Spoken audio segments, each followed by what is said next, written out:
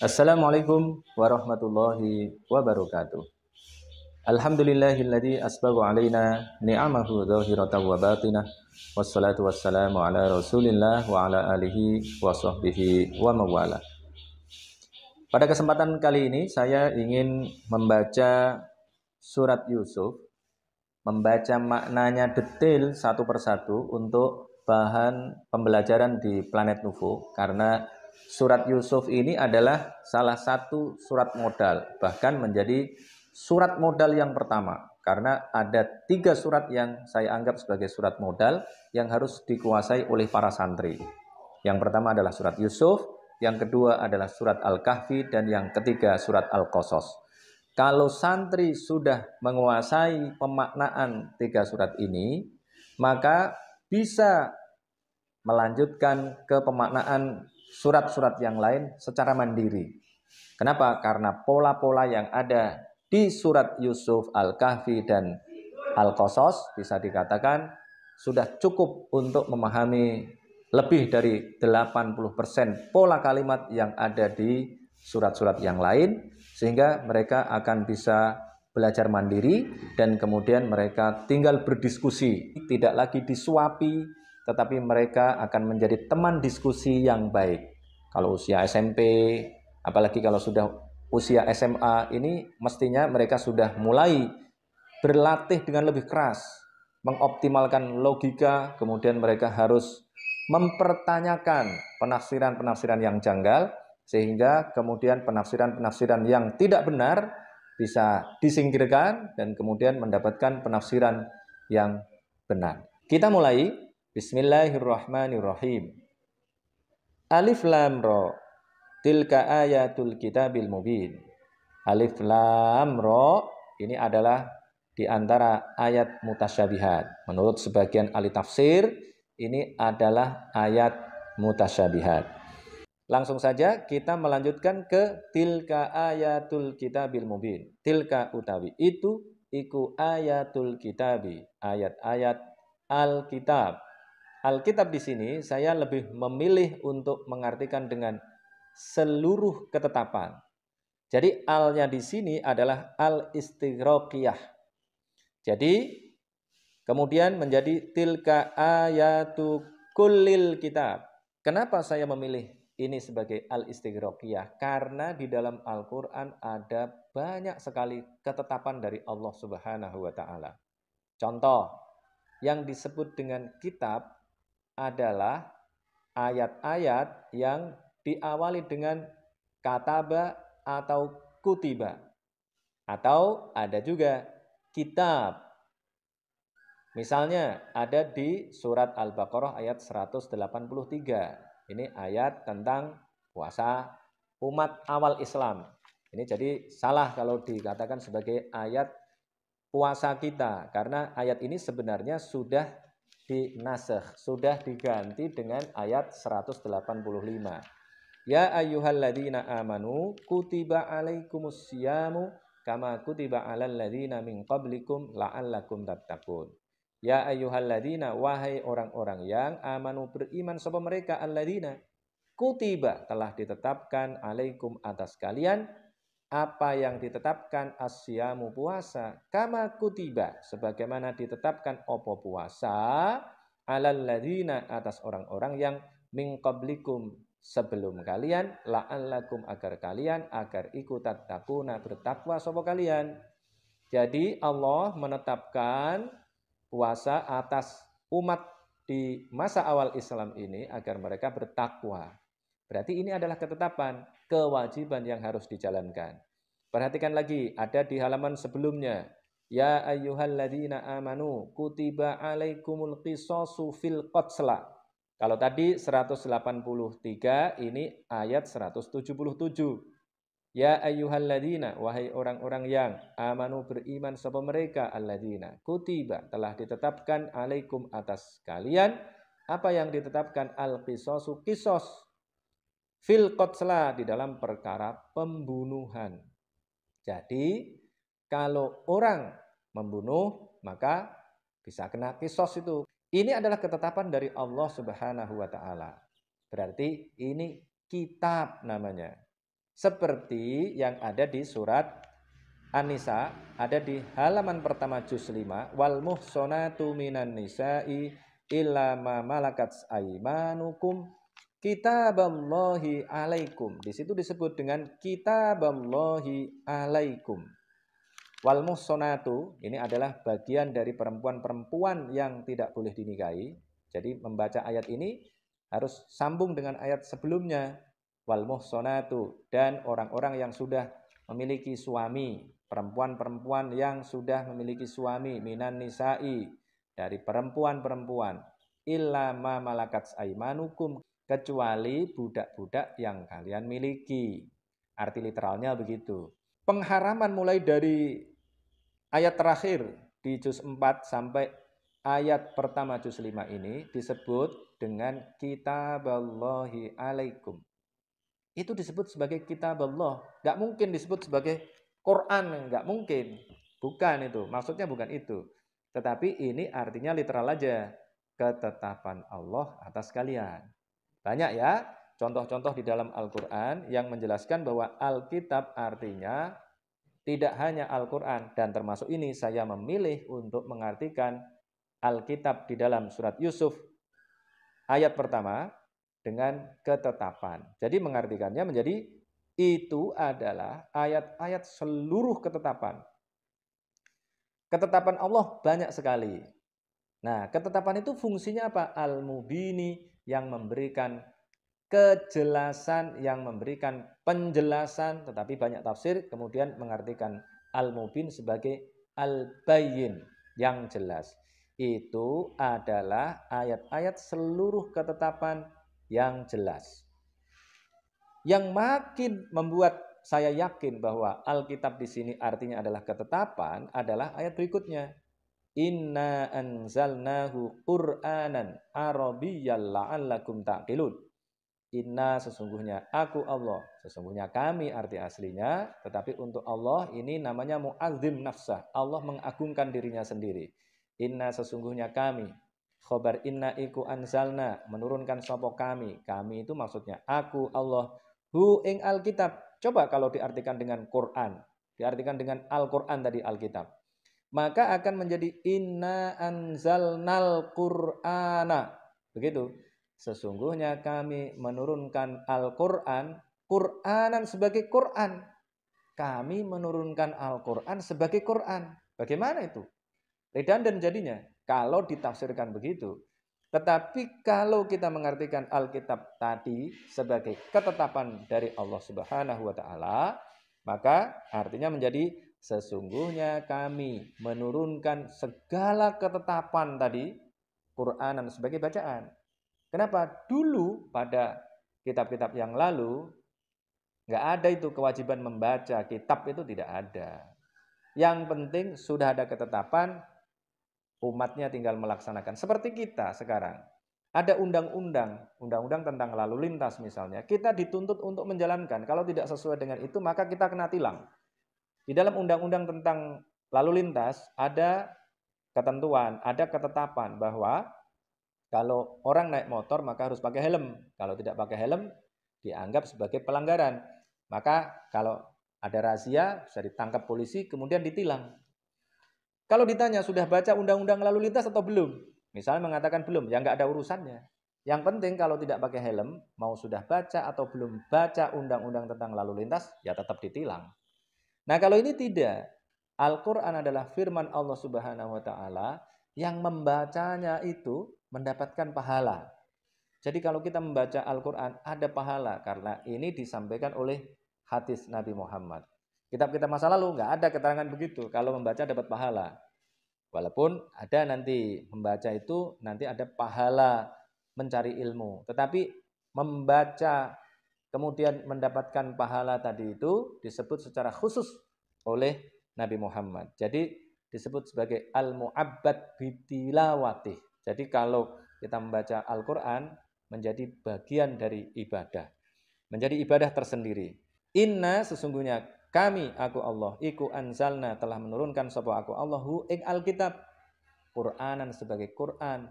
Ketentuan-ketentuan dari Allah tadi itu kemudian difirmankan dalam bentuk Qur'anan. Qur'anan ini Qur'anan yang bagaimana? Disifati lagi Arabian, yang menggunakan bahasa Arab, gaya Arab pada saat itu. Konteksnya bagaimana? Konteksnya tidak hanya bahasa Arab ini. Jadi maksud Arabian di sini tidak hanya berbahasa Arab, tetapi menggunakan seni bahasa Arab pada saat itu, karena yang dihadapi oleh Rasulullah adalah para penyair. Maka yang dimaksudkan Qur'anan Arabian di sini adalah melampaui mereka, melampaui kepiawaian para penyair pada saat itu. Ini Qur'anan Arabian. Yang mereka berpandangan bahwa kalau ada orang yang mengucapkan kalimat-kalimat yang indah, itu berasal dari jin, tetapi yang ini kalimat-kalimatnya sangat indah, tetapi bukan berasal dari jin, tapi berasal dari Allah Subhanahu wa taala. Itu adalah wahyu dari Allah Subhanahu wa taala, bukan inspirasi jin, bukan bantuan jin, bukan karena orang punya khodam namanya jin. Sekali lagi, karena pada saat itu ada perspektif bahwa orang yang mengucapkan kalimat-kalimat yang indah yang disebut dengan syairun, maka di dalam Al-Quran ada surat namanya Asy-Syu'ara, para penyair. Karena yang dihadapi oleh Nabi Muhammad adalah orang-orang yang memiliki kualitas kepenyairan yang luar biasa. Nah, Al-Quran ini menjadi mukjizat. Maka kemudian ditambahi la'allakum ta'qilun, agar kalian mikir, la'allakum agar ikut ta'qilun, menggunakan akal sama kalian. Menggunakan akal bagaimana? Al-Quran ini jauh melampaui kualitas sastra yang diciptakan oleh para pujangga pada saat itu. Maka kita juga mengenal ya, kalau tadi itu kan istilahnya majnun. Jadi syair, para penyair itu adalah orang-orang yang punya khodam. Khodamnya namanya jin. Maka orang yang bisa mengeluarkan kalimat yang indah itu disebut sebagai syairum majnun. Maka Nabi Muhammad juga dituduh sebagai syairim majnun di dalam Al-Quran. Nah, ini adalah perspektif yang harus kita tangkap, bahwa Qur'anan Arabian di sini konteksnya adalah tadi hasil karya sastra yang diciptakan oleh para penyair yang majnun. Maka kita mengenal di dalam budaya masyarakat Arab, di dalam cerita-cerita masa lalu, ada yang disebut dengan Laila dan Majnun. Majnun di situ bukan orang gila, tetapi Majnun di situ adalah orang yang memiliki kepiawaian dalam menggubah karya sastra. Sehingga Laila menjadi sangat mencintai Majnun karena apa? Karena Majnun memiliki kemampuan untuk menciptakan kalimat-kalimat yang indah. Kalau orang memiliki kemampuan untuk menciptakan kalimat-kalimat yang indah, maka akan mempengaruhi orang lain, bagaikan sihir. Maka Al-Quran juga disebut dengan sihir oleh orang-orang kafir. Nah, seperti ini, Majnun dianggap menyihir Laila. Laila tersihir oleh kemampuan Majnun dalam menciptakan karya sastra, maka dia jatuh cinta. Maka ada pepatah Arab mengatakan begini, al-mar'ah tusadiqu aliman wa tuhibbu sya'iron wa tatazawwaju tajiron. Perempuan itu, ini kalimat pertama, al-mar'ah tusadiqu aliman. Perempuan suka bersahabat, berteman dengan orang yang pintar, tusadiqu aliman.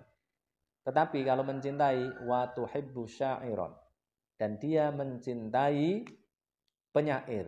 Penyair maksudnya orang yang tadi mampu merangkai kata.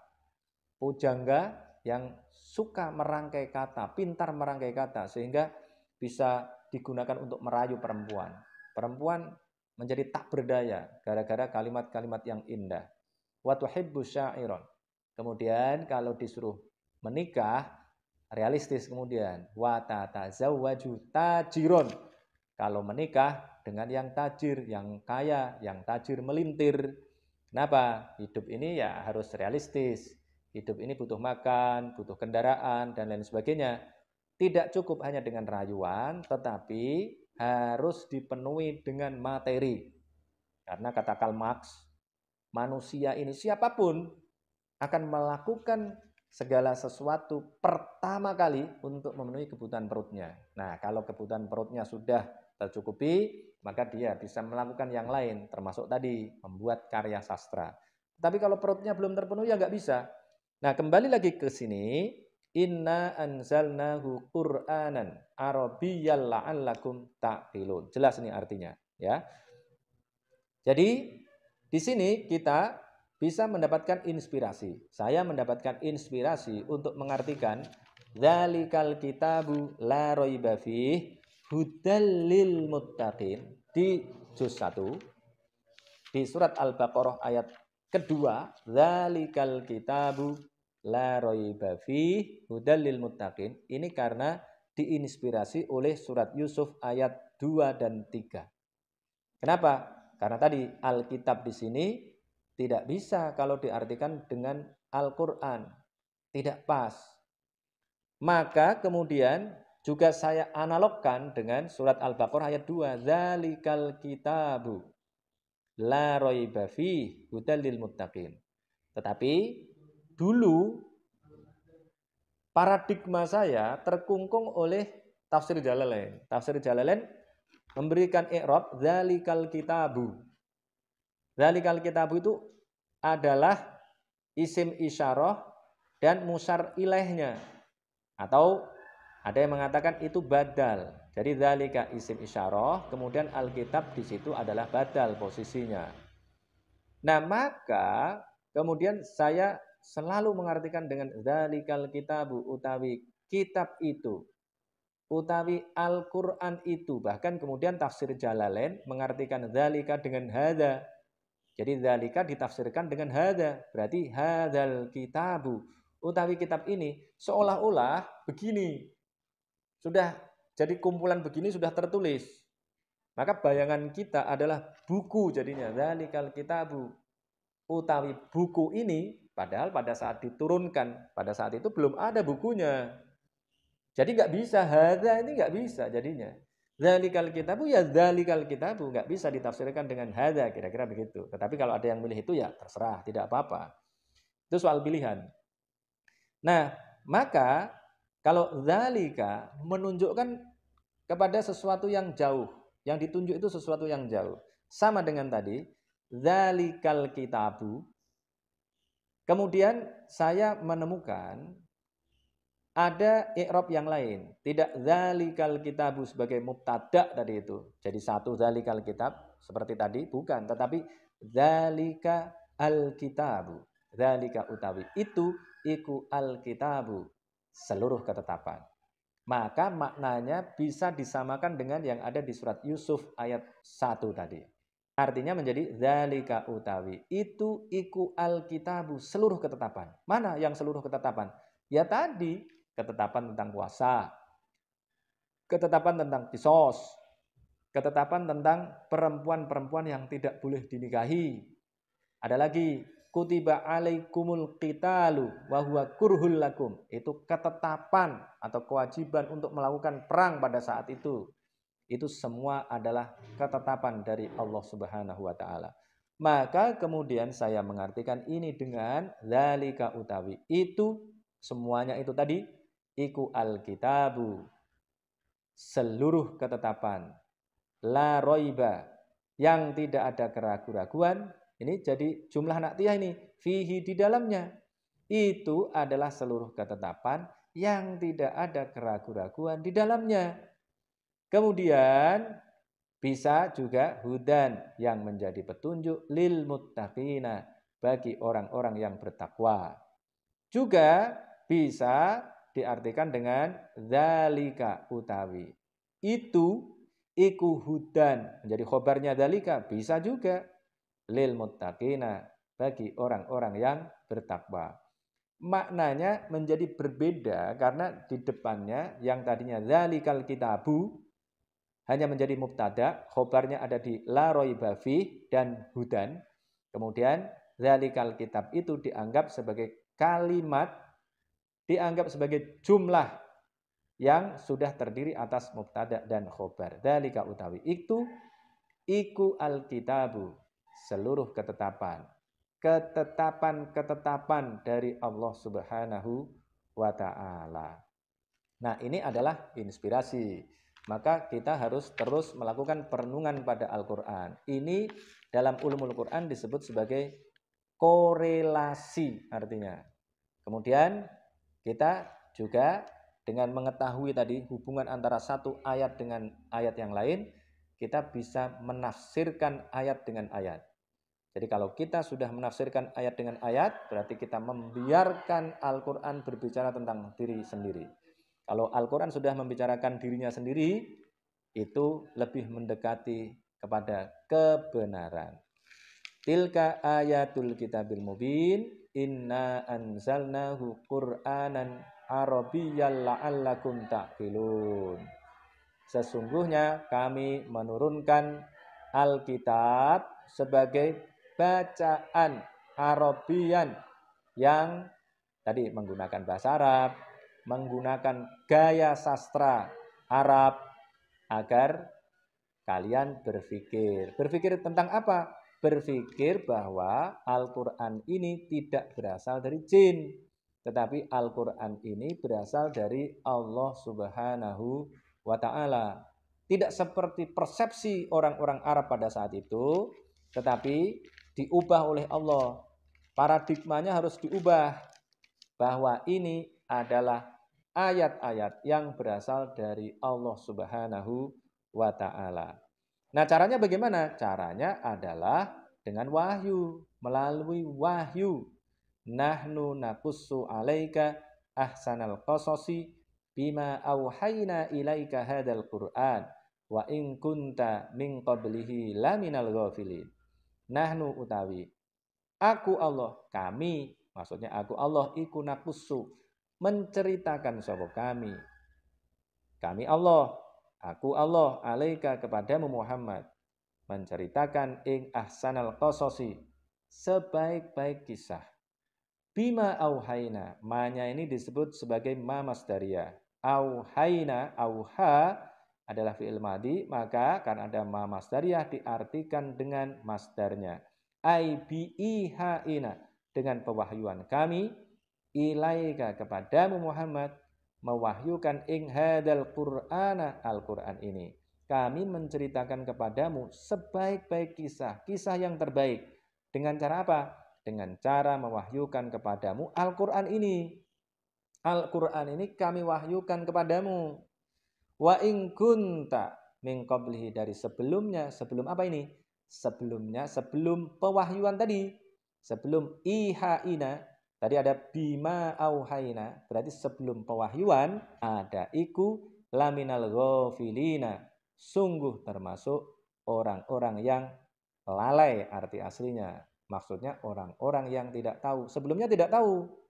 Tetapi Al-Quran diwahyukan kepada Nabi Muhammad. Sehingga Nabi Muhammad mengetahui kisah di masa lalu. Walaupun Nabi Muhammad tidak pernah membaca buku-buku yang pada saat itu mungkin sudah ada yang menceritakan tentang Nabi Yusuf. Tapi Nabi Muhammad tidak pernah membaca, tidak pernah mendengar itu dari seorang pun di dunia ini. Sehingga Nabi Muhammad menjadi tahu. Nah, Nabi Muhammad tahu dari mana? Nabi Muhammad tahu karena mendapatkan wahyu langsung dari Allah Subhanahu wa Ta'ala. Poin penting dari ayat ini adalah tadi memaknai Alkitab.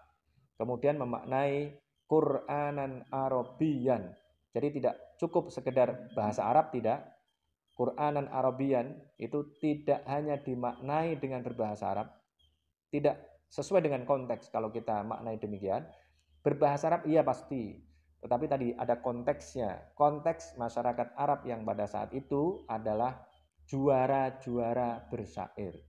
Ada pujangga-pujangga yang melahirkan karya sastra yang hebat-hebat. Yang kemudian kalau difestivalkan, kemudian menang, kemudian digantung di dinding Ka'bah. Namanya Al-Mu'allaqat.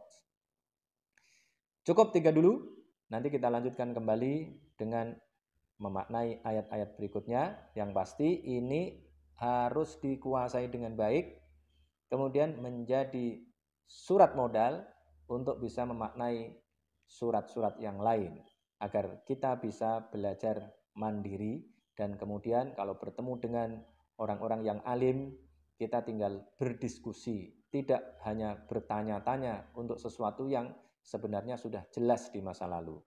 Wabillahi taufiq wal hidayah. Wassalamualaikum warahmatullahi wabarakatuh.